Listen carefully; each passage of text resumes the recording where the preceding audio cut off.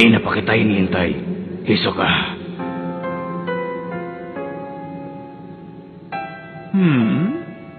Teka, sino ka nga ba? Hindi mo ba ako naalala? Ang sama mo.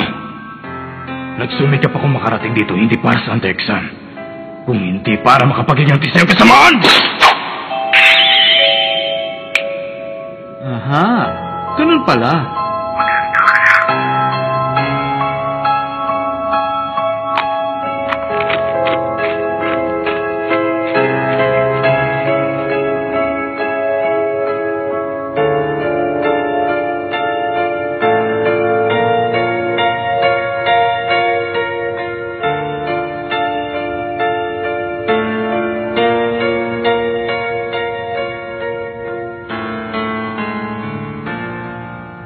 Hindi kaya patay na yung taong yun?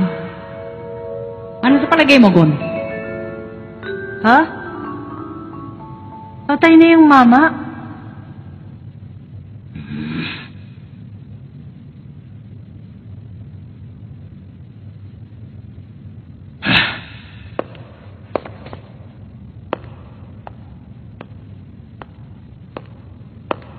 Yoryo! Hindi pa ako ganun katanda, pero hindi na rin ako bata. Ayokong guluhin ng grupo ng dahilan sa pansariling kapakanan. Hindi tulad ng ibang tao dyan. Kayo dyan! Lalapitan ko yung kasama nyo. Gusto ko lamang masiguro kung siya'y buhay o patay na. Baka kasi nagkukunwari lang yan at dinadaan nyo lang kami. Gaya ng sinabi ko sa inyo kanina, ang kasamahan namin ay nawalan lamang ng malay. Oo, pero ilang oras na rin lumipas. At wala akong tiwala sa mga sinasabi mo. Kaya titingnan ko siya. Kung ganon, gusto mong pumusta? Magpustahan na lang tayo kung buhay pa si Badgetani o hindi na. Papayag ka ba doon? Magipagpustahan? Anong gusto mong ipusta namin? Sabi mo! Ang inyong oras.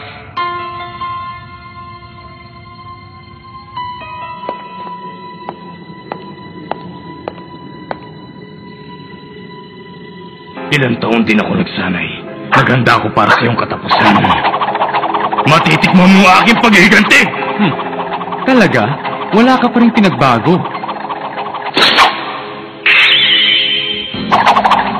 Dalawang punyal? Ang pilat na ginawa mo ay babayaran mo ng buhay! Ang apat na punyal sa aking kamay. Tikman mo, Hisoka!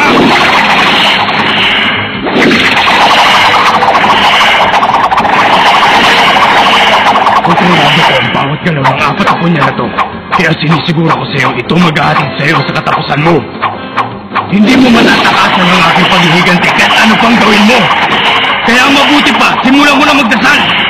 Ipapatigil ko sa iyo ang sakit na pinaramdam mo. Ngayon! Huh?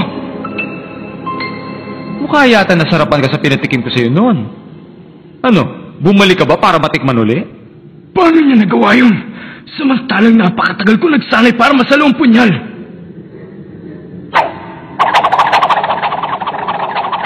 Paano na ngayon yan? Ikaw naman ang makikipagsayo sa punyal. Hindi maaari! Isa kang halimaw! Ang sakit mo naman magsalita. Hindi ako halimaw. Sa lamangkero.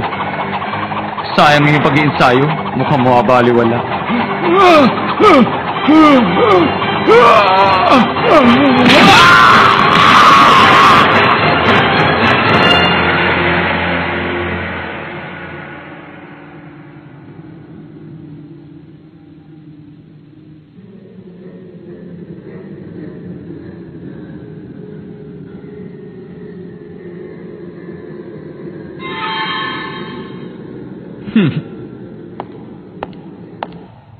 Anong ibig mong sabihin sa oras?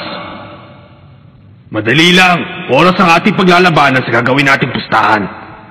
Tingnan mo yung monitor. Pinakamababang ipupusta, 10 oras. Pero kung meron kayong sapat na lakas ng loob, ay pwede niyong dagdagan kahit ilan. Tuloy-tuloy ang pustahan hanggang sa umabot ang oras ng isang grupo doon sa pinakitaas.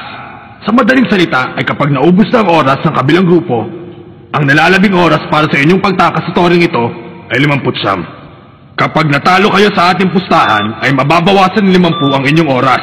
Kaya ang matitira na lamang ay 9 na oras para kayo'y makatakas sa loob ng toring ito. Kapag natalo kami sa ating pustahan, ay madadagdagan ng 50 ang aming sintensya sa kulungan. Kung tatanggapin mo ang aking alok, papayagan kitang tingnan ng kalagayan ni Majitani. Ano sa palagay mo?